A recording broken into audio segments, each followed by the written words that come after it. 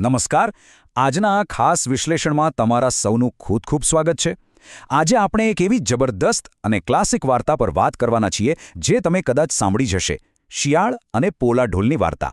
પણ જુઓ, આ માત્ર કોઈ જંગલના પ્રાણીની કથા નથી. આ ખરેખર આપણા ડર, આપણી ઉત્સુકતા અને અજાણી વસ્તુઓ જોઈને આપણું પોતાનું મગજ કેવી રમત રમી જાય છે એની બહુ રસપ્રદ વાત છે. તો ચાલો, બિલકુલ સમય બગાડ્યા વગર આ અદ્ભુત સફરની શરૂઆત કરીએ. ચાલો તો હવે આમાં સીધા જ જંપ લાવીએ. જરા આ દ્રશ્યની કલ્પના કરો. ખોરાકની શોધમાં ભટકતું એક બિચારું સાવ ભૂખ્યું શિયાળ જંગલમાંથી બહાર આવી ચઢે છે. તે એક જૂના સાવ તેજી દેવાલાય યુદ્ધના મેદાનના છેડે ઊભું છે. ત્યાં ચારે બાજુ એકદમ ભેંકાર શાંતિ છવાયેલી છે. કોઈ જ નથી. આ નિર્જન અને ડરાવણા વાતાવરણમાં પેલી કાળજાળ ભૂખ અને થાક એની હાલત વધુ દયનીય બનાવી રહ્યા છે. તે બિલકુલ એકલું છે અને માત્ર પોતાનો જીવ બચાવવા માટે ફાંફા મારી રહ્યું છે. અને પછી અચાનક જ એ ભયાનક શાંતિ તૂટે છે.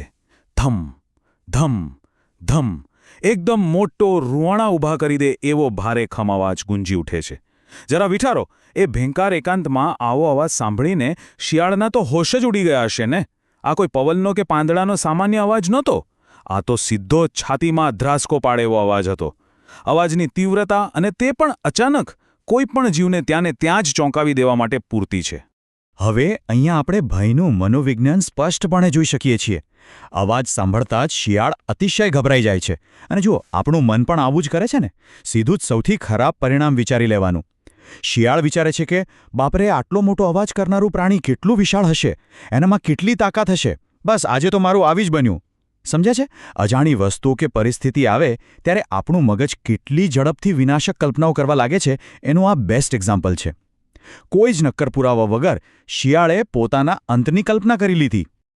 તો હવે સવાલ એ છે કે શું થશે આગળ? શું શિયાળ ડરીને પૂંછડી દબાવીને ત્યાંથી ભાગી છૂટશે, કે પછી પોતાની અંદર થોડી હિંમત ભેગી કરીને એ ડરાવણા અવાજ પાછળનું સત્ય શોધવા આગળ વધશે? એક તરફ એનો જીવ બચાવવાનો પ્રાકૃતિક ડર છે જે એને ભાગી જવાનું કહે છે, અને બીજી તરફ આ શું છે સમજવાની જરૂરિયાત. આ એવો જ ટેન્શનવાળો સમય છે જેવો ઘણીવાર આપણા બધાના જીવનમાં આવતો હોય છે. ડરીને ભાગી જવું કે વાસ્તવિકતાનો સામનો કરવો. વિભાગ 1. ડર પર હિંમતની જીત તપાસ. ચાલો આગળ વધીએ અને જોઈએ કે આખી વાત કેવી રીતે ગોઠવાય છે. શિયાળ ગભરાઈને ભાગી જવાને બદલે હિંમત કરીને ઝાડીઓમાંથી ધીમે રહીને ડોક્યું કરે છે. અને ખબર છે શું થાય છે? ડરની જગ્યા ધીમે ધીમે તર્ક લઈ લે છે. તે આખી ઘટનાને સ્ટેપ બાય સ્ટેપ સમજે છે. પહેલું, એણે તે મોટો અવાજ સાંભળ્યો. બીજું, એણે જોયું કે ત્યાં જોરથી પવન ફૂંકાઈ રહ્યો છે. અને ત્રીજું, સૌથી જબરદસ્ત અવલોકન, તેણે જોયું કે નજીકના ઝાડની સૂકી ડાળીઓ પવનના કારણે એક મોટા ઢોલ સાથે વારંવાર અથડાઈ રહી છે. બસ આ ત્રણ જ તાર્કિક પગલાઓએ પેલા ભયાનક રાક્ષસ પાછળના સાવ સિમ્પલ કારણનો પર્દાફાશ કરી દીધો. કોઈ રાક્ષસ નહોતો, એ તો ખાલી એક ઢોલ અને પ્રકૃતિની રમત હતી. હવે જેવો ડર ગયો ને એટલે શિયાળના મગજમાં તરત જ ગિયર બદલાય છે. ડરની જગ્યાએ હવે એકદમ લાલચ અને ઉત્સાહ આવી જાય છે.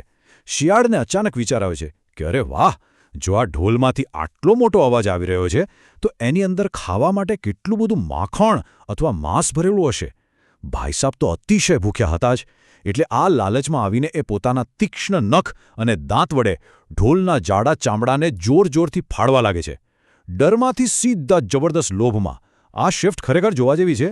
અને આ બહુ જ સુંદર રીતે દર્શાવે છે કે આપણી અપેક્ષાઓ અને વાસ્તવિકતા વચ્ચે ઘણીવાર કેટલો મોટો અને રમૂજી તફાવત હોય છે. શિયાળની અપેક્ષા તો એવી હતી કે ઢોલ ફાટશે એટલે અંદરથી સ્વાદિષ્ટ માખણ અને માંસનો ખજાનો મળશે, શાનદાર જમણવાર થશે. પણ વાસ્તવિકતા એ હતી કે જેવું તેણે ચામડું ફાડીને અંદર મોઢું નાખ્યું, ઢોલ સાવ જ પોલો અને ખાલીખમ નીકળ્યો. અંદર ખાવા માટે કશું જ નહોતું. કેવી ગજબની કટાક્ષમય સ્થિતિ છે ને! બહારથી જે આટલું મોટું અને આકર્ષક લાગે છે તે અંદરથી સાવ ખાલી પણ હોઈ શકે છે.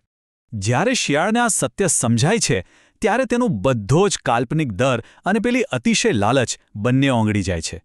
અને તે પોતાની જ મૂર્ખામી પર મોટેથી હસવા લાગે છે. તે સમજે છે કે યાર, થોડીવાર પહેલાં હું કેવી વાહિયાત રીતે ગભરાઈ ગયો હતો અને પછી કેવો લાલચુ બની ગયો. આ સફરનો અંત એકદમ હળવી અને સ્વરમૂજી સમજ સાથે આવે છે.